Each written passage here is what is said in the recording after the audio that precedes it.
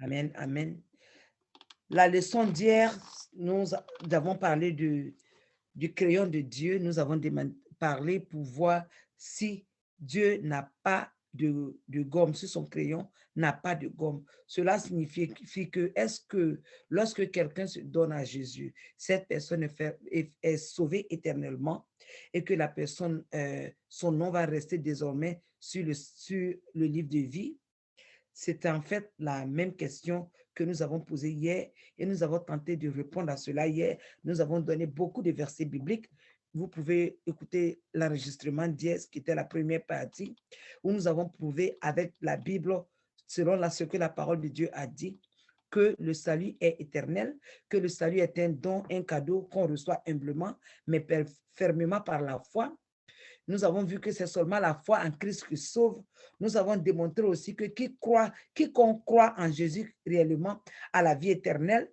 Nous avons vu que le salut est garanti éternellement et que nous avons expliqué ce que signifiait que Dieu nous a glorifiés, car lorsqu'il nous a justifiés et qu'il nous a choisis, qu'il nous a glorifiés, désormais il nous a pris de ce monde-là, il nous a mis dans son ventre et nous sommes avec lui, nous demeurons. Notre position spirituelle, c'est avec Dieu, Jésus-Christ, au ciel, dans les cieux. Et nous avons dit aussi qu'il n'y avait pas de condamnation pour celui qui est en Christ. Cela n'est pas du tout possible.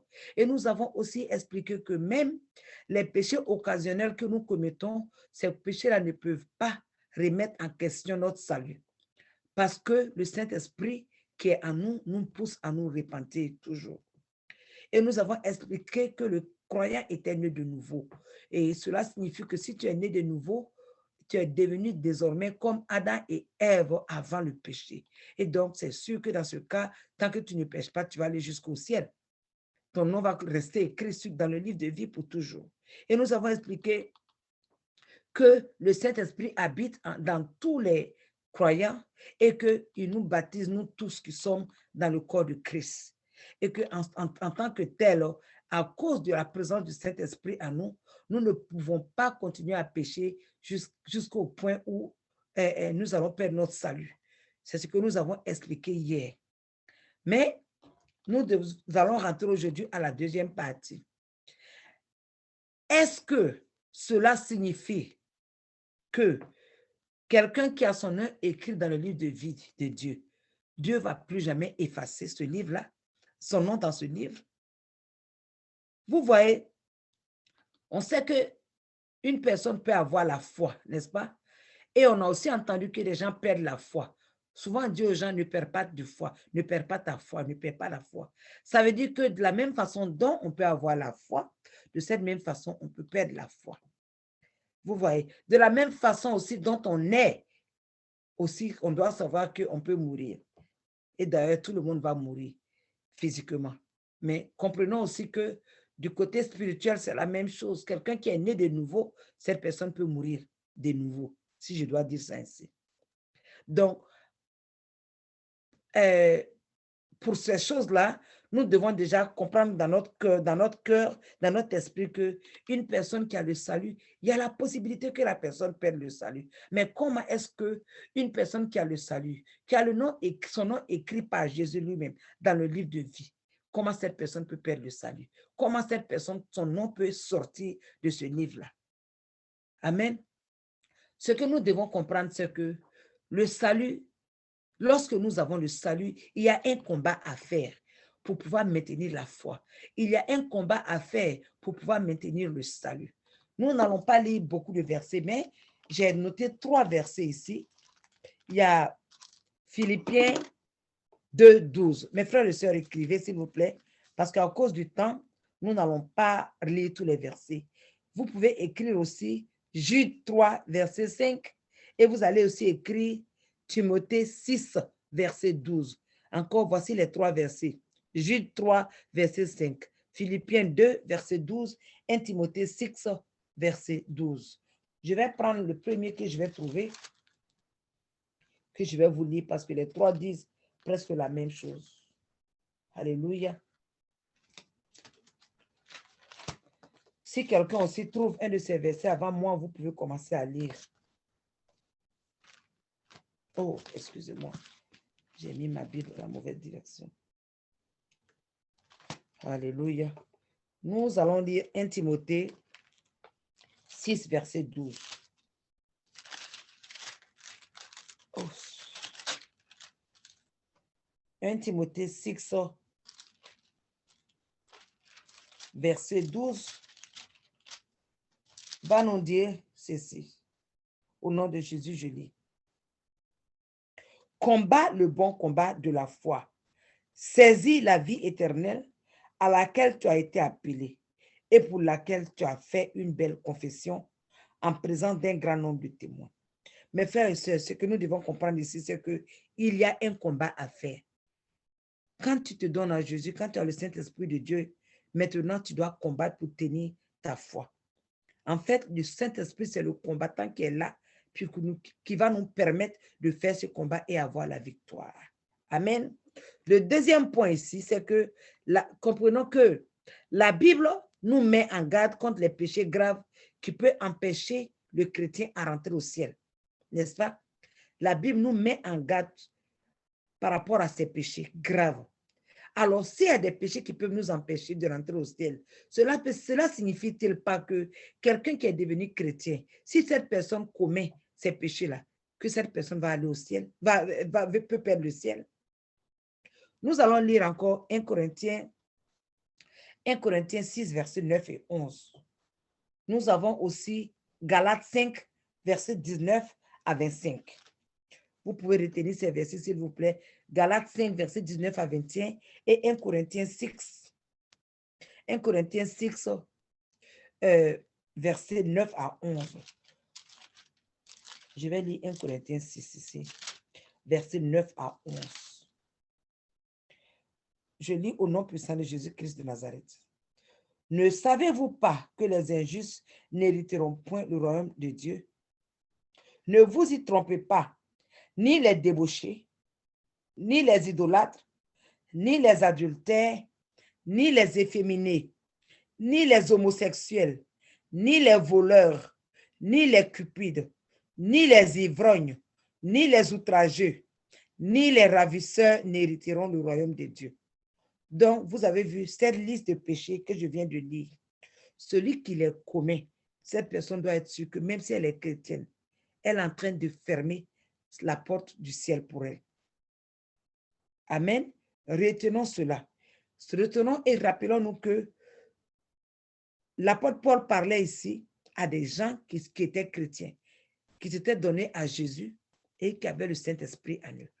Et l'apôtre Paul leur dit, voici ces péchés-là. Si vous les commettez, vous allez perdre votre salut. Amen. Maintenant, nous devons comprendre que pratiquer volontairement le péché, après avoir connu Jésus, peut nous faire perdre le salut. Amen. Quand tu connais Jésus, et puis tu vas te lever volontairement pour vivre dans le péché, la parole de Dieu dit, cette personne peut perdre son salut. Parce que là, on est en train de rendre l'Esprit de Dieu triste. L'Esprit de Dieu va continuer à nous parler. Et si on refuse, on va perdre le salut. L'Esprit de Dieu peut partir. Nous allons lire Hébreu. Nous allons lire dans le livre d'Hébreu. Nous avons le livre d'Hébreu 10, verset 26. Hébreu 6, verset 4 à 6. Nous avons aussi Pierre, je crois que c'est 1 Pierre 2, verset 20. OK? Nous avons Hébreu 10, verset 26. Nous allons commencer par lire Hébreu 10, verset 26. Seigneur, aide-moi. OK. Hébreu 10.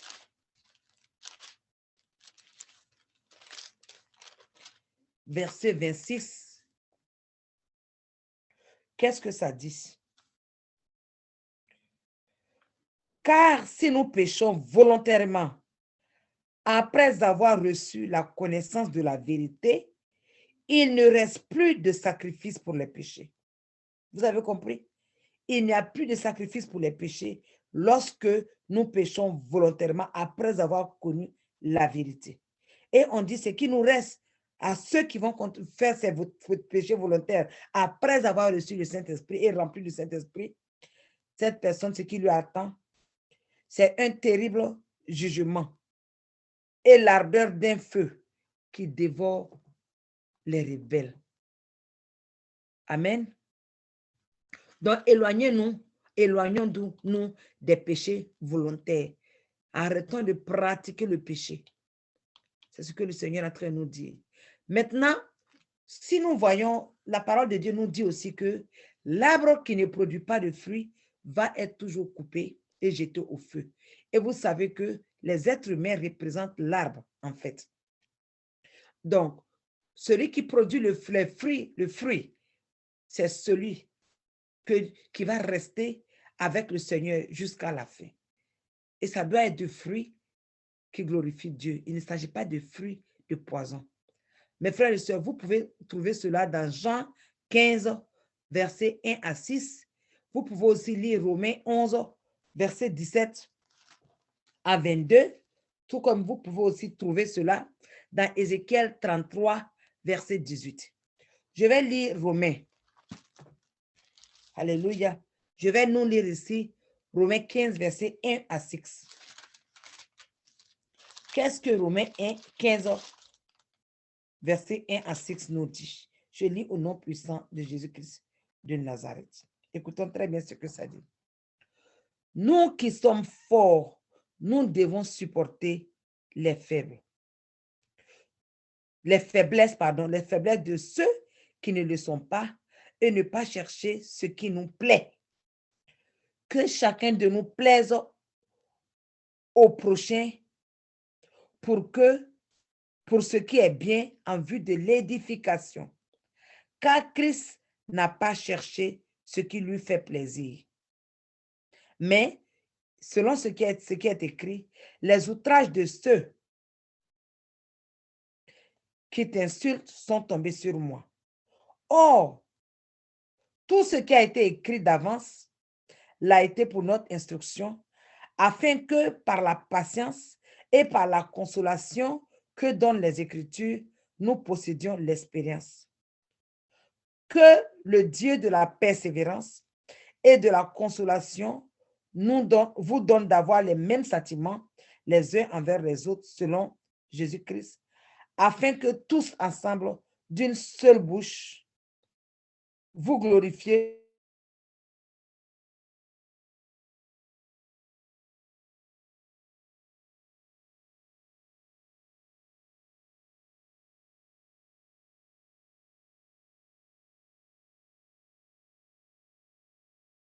de place avec lui. Je vais quand même retourner sur un autre verset. Je vais lire le verset 18 de Ézéchiel 33. Prenons Ézéchiel 33, verset 18, pour que vous compreniez mieux ici. Ézéchiel 33, verset 18 nous dit, « Si le juste se détourne de sa justice et commet l'iniquité, il mourra à cause de cela. » Entendez bien cela. Ça veut dire que le juste peut se détourner. Vous comprenez? C'est le juste lui-même qui va se détourner. Donc, si le juste décide de se détourner de sa justice et rentre maintenant dans le péché et commet l'iniquité, il va mourir à cause de cela. Amen. Nous allons continuer aussi que Jésus-Christ, qu'est-ce qu'il a dit dans sa parole? Lorsqu'il va venir, il va venir pour l'enlèvement. Lorsque la trompette va sonner, c'est seulement ceux qui vont entendre la trompette qui seront enlevés. Et ceux qui vont entendre la trompette, c'est ceux que Dieu va trouver irrépréhensibles. Ceux qui ne seront pas en train de pécher. C'est ceux-là qui vont entendre la trompette sonner et qui pourront monter. Autrement, ceux qui n'ont pas entendu la trompette, ils ne pourront pas du tout aller au ciel. Vous pouvez lire ça dans Apocalypse 15, versets 1 à 5. Vous pouvez aussi trouver ça dans 1 Thessaloniciens 5, versets 23 à 24.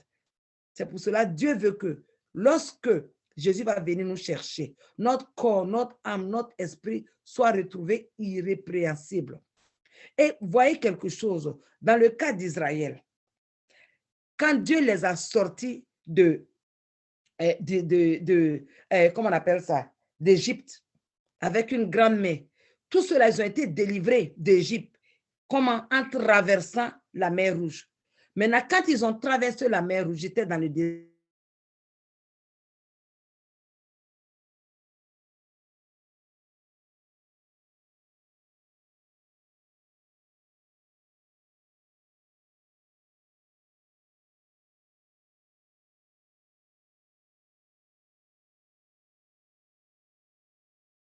Ils n'ont pas pu aller dans sur la terre promise. De la même façon, nous aussi qui sommes là, si après avoir connu Jésus, nous restons dans le péché, nous pratiquons le péché, nous allons nous retrouver en enfer, même si on est chrétien, parce que le Saint-Esprit va nous laisser. Et quand le Saint-Esprit nous laisse, nous ne serons pas cela. Sachez quelque chose, quand le Saint-Esprit rentre, il rentre avec le parler en langue. Donc, il y a du bruit, il rentre de façon ouverte, tout le monde le sait. Mais quand il s'en va en douce, mes frères et sœurs. Ce qui est contraire aux démons. Quand les démons rentrent, ils rentrent calmement. C'est seulement quand on chasse les démons que les démons font du bruit. Donc, puisque le Saint-Esprit, quand il nous laisse, on ne sait pas, nous avons vraiment intérêt à demeurer dans la vérité, à nous rassurer que toujours nous avons le Saint-Esprit, en vivant une vie sans péché. Amen. Je vais vous donner encore des versets bibliques. Il y a Matthieu 24, verset 42, que vous allez lire après. Vous allez lire aussi Matthieu 25, verset 13. Il y a aussi Romains 13, verset 11 à 13. Et Révélation 3, c'est-à-dire Apocalypse 3, verset 1 à 3. Tous ces versets nous prouvent que ceux qui dorment spirituellement vont perdre leur salut. On ne doit pas dormir spirituellement. Il y a un combat que nous devons continuer à faire pour ne pas perdre notre salut, mes frères et sœurs. Amen. Et puis, nous allons lisons maintenant Apocalypse 22, verset 14. Apocalypse 22, verset 14. Qu'est-ce que Apocalypse 22, verset 14 nous dit? Je lis au nom puissant de Jésus-Christ. Ça dit ici, heureux ceux qui lavent leurs robes, afin d'avoir droit à l'arbre de vie et d'entrer par les portes dans la ville. La ville, c'est le paradis. C'est la nouvelle Jérusalem. Celui qui n'a pas lavé sa robe ne peut pas y entrer. Donc, notre vie ici, nous nous occupons à laver nos robes. Ça, c'était Apocalypse 22, verset 14. Parce que nous devons pouvoir laver nos robes pour pouvoir y rentrer. Amen. Il y a aussi une persévérance à faire. Nous devons endurer. Endurer aussi tout ce que nous traversons dans ce monde. Nous devons endurer jusqu'à la fin. Car c'est seulement ceux qui endurent jusqu'à la fin qui seront sauvés. Je vais lire Apocalypse 2 encore. Apocalypse 2, verset 10, qui nous dit, Apocalypse 2, verset 10 nous dit, ne crains pas ce que tu vas souffrir. Voici, le diable jettera quelques-uns d'entre vous en prison, afin que vous soyez éprouvés et vous aurez une tribulation de 10 jours. Sois fidèle jusqu'à la mort et je te donnerai la couronne de vie. Dieu donne la couronne de vie à ceux qui sont fidèles jusqu'à la mort. Donc, nous allons lire ça aussi dans Matthieu 24, verset 13, dans Hébreux 10, verset 36 et dans Hébreux 12, verset 2 à 3. Mes frères et sœurs, sachant que les chrétiens du premier siècle, ils étaient contents, ils se réjouissaient lorsqu'ils apprenaient que leurs compagnons en Dieu, ils sont restés dans la foi. Pourquoi? Ils étaient contents parce qu'ils savent que quand on reste dans la foi, c'est au ciel qu'on va partir. Cela signifie qu'on n'a pas perdu le salut. Vous pouvez trouver ça dans 1 Thessaloniciens 1, verset 2 à 3 et aussi 3 Jean 3, verset 4. Amen. Maintenant, voyez le cas de Paul, l'apôtre Paul. Sachez que c'est seulement à la fin de la vie de l'apôtre Paul que ce dernier a su que son salut était assuré. Donc, tout le temps où il vivait, il travaillait dur pour que son salut soit assuré. Parce qu'il savait que s'il perdait le salut, il allait partir en enfer. Nous allons lire ça dans 2 Timothée, 2 Timothée 4, verset 6 à 8. 2 Timothée 4, verset 6 à 8. Voilà ce que l'apôtre Paul va nous dire. Et là, c'est à la fin de sa vie, hein, mes frères et sœurs. Il dit, car pour moi, je sers déjà de libation et le moment de mon départ approche. J'ai combattu le bon combat, j'ai achevé la course, j'ai gardé la foi. Désormais, la couronne de justice m'est réservée. Vous voyez, c'est après avoir gardé la foi que la couronne de justice lui est réservée. Il dit, le Seigneur, le juste juge, me la donnera dans ce jour-là, et non seulement à moi, mais encore à tous ceux qui auront aimé son avènement. Voilà. Maintenant aussi, comprenons qu'avant cela, il avait reconnu que s'il cédait, s'il laissait les plaisirs de la chair le diriger, il allait perdre son salut. Ça, vous pouvez lire après dans 1 Corinthiens 9, verset 27, et dans Philippiens 3, verset 12 à 14. Mes frères et sœurs, sachons quelque chose, c'est que même Satan ne peut pas vaincre le croyant qui compte sur Jésus-Christ. Satan même ne peut pas le faire. Vous voyez? Le croyant en Jésus-Christ qui passe le temps à demander l'assistance du Saint-Esprit tous les jours, comme nous on fait là. Chaque jour, on demande au Saint-Esprit de venir nous aider à vivre selon sa volonté, de venir nous aider à vivre selon sa lumière. Chaque jour, on demande le feu et le sang dans nos vies. Nous, les gens qui font cela, Satan ne peut jamais, jamais, jamais vaincre ces personnes. Amen. Vous pouvez trouver ça dans Ézéchiel 36, verset 27, dans 1 Corinthiens 10, verset 13, et dans Jacques 4, verset 7 à 8. Je vais vous lire Jacques 4, verset 7 à 8. Jacques 4, verset 7 à 8. Alléluia. Excusez-moi, mes pages là se sont attachées. Jacques 4, verset 7 à 8 nous dit quoi? Soumettez-vous donc à Dieu, je lis au nom de Jésus. Résistez au diable et il fuira loin de vous. N'est-ce pas? Approchez-vous de Dieu et il s'approchera de vous. Nettoyez vos mains, pécheurs. Purifiez vos cœurs, hommes irrésolus. Encore ici, Jacques parlait à des chrétiens. Jacques parlait à des chrétiens, mes frères et sœurs.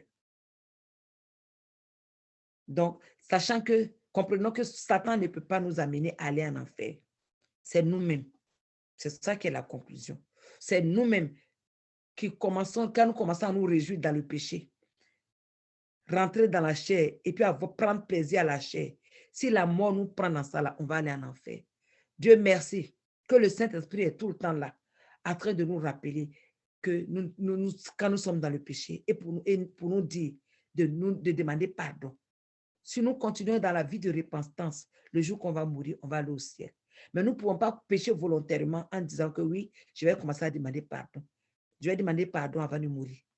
Parce que tu ne sais pas à quelle heure tu vas mourir. N'est-ce pas?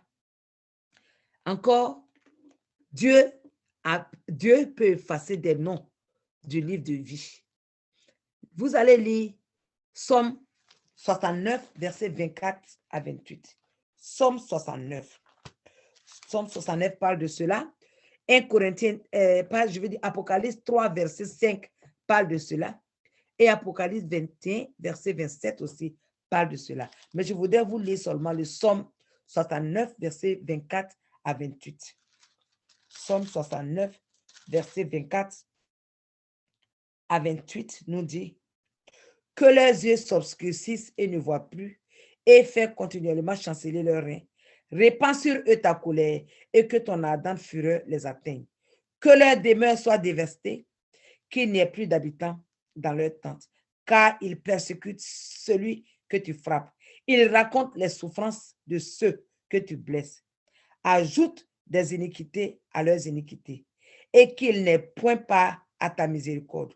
Verset 29 dit quoi? Qu'ils soient effacés du livre de vie et qu'ils ne soient point inscrits avec les justes. Amen. Ça, c'est David qui demandait cela. Il demandait à Dieu d'effacer le nom de tous ces méchants du livre de vie. Mes frères et sœurs, cela, Dieu le fait. Amen. Donc, nous allons aller à la conclusion. Dieu nous a donné des avertissements. Ces avertissements, nous les trouvons dans Hébreux 3, verset 12, dans Hébreux 3, verset 14, dans Hébreux 10, verset 39, dans 2 Pierre 2, verset 21 à 22, dans Matthieu 24, verset 13, et dans Apocalypse 14, verset 12. Je vais lire simplement Apocalypse 14, verset 12, parce que là, c'est le Nouveau Testament et c'est des paroles que Jésus-Christ lui-même, il nous a dit. Apocalypse 14, verset 12. Apocalypse 14, verset 12 nous dit, je lis, au nom puissant de Jésus-Christ de Nazareth. C'est ici la persévérance des saints qui gardent les commandements de Dieu et la foi de Jésus. Donc, persévérons dans la foi, toujours. N'abandonnons pas la foi. Amen.